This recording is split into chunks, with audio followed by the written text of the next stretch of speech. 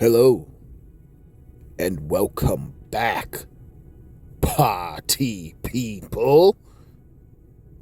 It is I, Preacher, and today, of course, after last night's riveting show, I rested, repositioned, and was allowed to see the larger picture.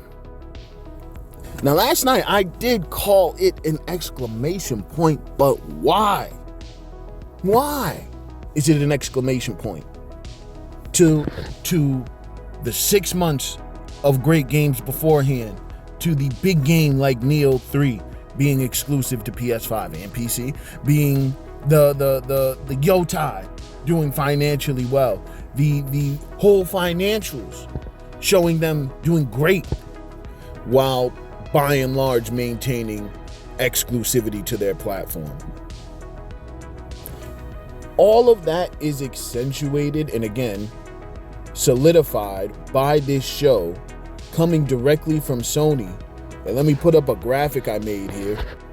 This is not even all of the exclusive content shown at last night's State of Play. This isn't even all of it.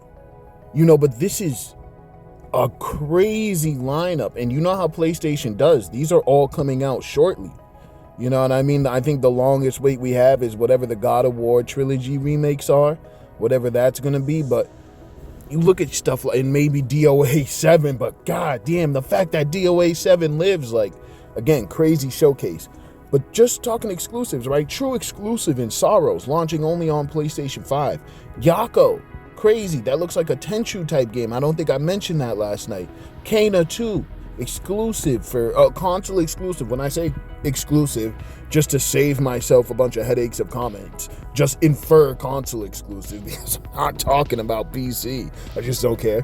Tokon, the X-Men reveal, exclusive. Townfall, exclusive. 4-Loop, exclusive. Yotai, of course. Big Walk, crazy. Rev Noir, new JRPG from Konami. What? This isn't little stuff. This is big stuff. This is like, you're getting, Konami again is hand in hand with PlayStation, it seems. So a lot of people are hoping Silent Hill 1 remake launches on Xbox day one. Yeah, good luck with that one and Final Fantasy VII Part 3. Exclusives are alive and well. Sony spending money on it and devs are taking the check. That's it. That's the whole thing. And this show just went to show that even more. And that's not even everything. Again, that's not even everything from this show. And then that's not even everything from this year. And then that's not even just the things that we know about, like, that aren't just going to skip other platforms on launch anyway. Like, it's getting to the point that PlayStation really just is the console. It really is getting to that point with how many things are skipping, how many things are coming late. Like, it's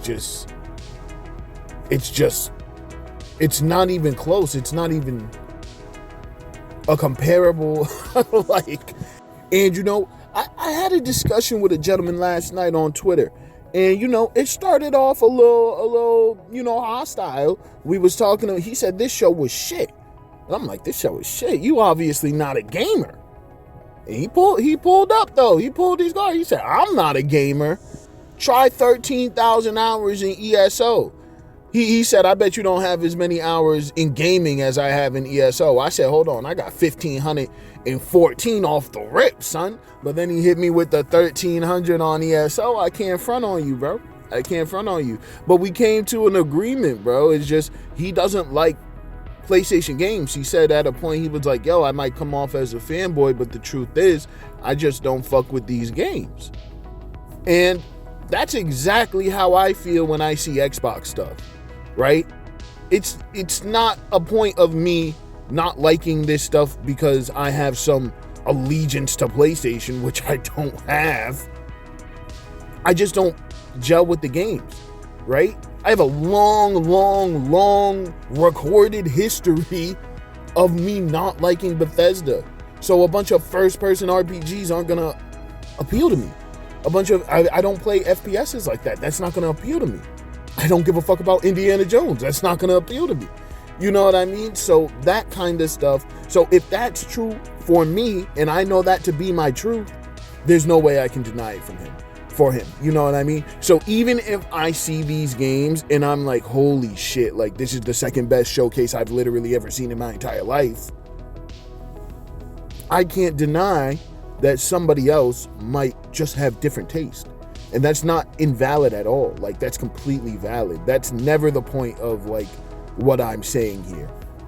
My ire is pointed directly at the people who lie, make disingenuous arguments, and obfuscate facts in order to make the platform that they enjoy more seem more than it is. Make it seem more than it is. If you say, yo, Game Pass works for me, I like playing on an Xbox controller, and the games that I fuck with come from Xbox, what the fuck am I gonna say to that? Why would I say anything to that? That's okay. Do that. You know what I mean? It's the capping and coping. It's the capping and coping that gets me. And again, it's just the things that we can show. So again, this show's showing so much exclusive content, console exclusive content again, because I know no matter what I say, these PC people are just gonna fucking... I don't know why you guys bought these PCs just to console war. It's actually crazy, but again, you know what I mean? Console exclusive content, Sony's paying for this. Just like Xbox pays people for Game Pass, just like Xbox, comes up off of their revenue split for Play Anywhere. That's a cost that a company is making in order to acquire something. You know what I mean? Exclusives are worth a monetary amount to PlayStation, right? They're going to pay people for exclusive content on their platform. So that means it's important to them, right? Like, that's a really simple concept, right? Nintendo is doing the same thing. So that means it's important to them. You know what I mean? So when you have people say that it's not, that's really disingenuous. You know what I mean? And you can see the difference between people who are disingenuous about it and people who aren't. You know what I mean? Matter of fact, I wasn't even going to bring this up, but I super chatted in to a YouTuber I like, MrMattyPlays. And let me put it up here. A lot of third-party exclusives that show between PlayStation and Nintendo. I don't think they're going anywhere. I agree. I don't think this industry is bending at all to what Xbox is trying to say, but I think anyone who runs the business knows this, that Xbox, their sales went down when they stopped doing exclusives on their hardware because it pushes hardware. That's like obvious one-to-one thing. It works every other way in entertainment where if you're a sports network, you buy exclusive sports games so people tune into Fox or NBC or wherever it may be. We're seeing that now with the fucking Winter Olympics. Like, exclusive drive support to your platform. Get people checking out your other things. So yeah, it's not going anywhere for PlayStation or Nintendo. I think PlayStation will embrace PC. I think anyone not embracing PC would be a little bit foolish because it is a massively growing platform. But I think I was talking to a friend about it last night. I think he made a good point that I think for some of when you look at the sales for some of these games, they've tapered off over time. I think you're going to get some day and dates, but I think for the most part, like your Intergalactic, I don't know if Intergalactic, the Heretic Prophet would be like a day and date PC game. Like, I think that might just be PS5. So yeah, I think PlayStation's still in that bag, and we know Nintendo isn't going anywhere. But Xbox will continue to tell you it's antiquated because that's what works for their business strategy. God of War Remake warrants buying a PS5. My past Xbox blood has made this a painful consideration. So again, as always, this is just an evidentiary-based conversation, and I know listening to this channel, maybe hearing it just come from me, this stuff can sound one-sided, but it's not just me saying this stuff. You know what I mean? People who watch the industry, people who have seen these moves play out, can see what's going on very clearly. Like, the only people who aren't very clear about what's going on, it's they're selling you something. You know what I mean? They're trying to muddy the waters and trick you into a different thought process other than what's going on. The console industry is healthy. They're making crazy buku bucks. Like, I think people forget video games are the highest earning media, period. More than books, more than music, more than movies, like video games. But they're going somewhere.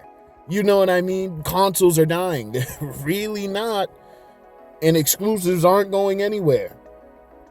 And I think people are gonna have to get used to that at some point. At some point. But until then, and even after, I will still be preacher. And I will still hope to see you all right back here on the pews.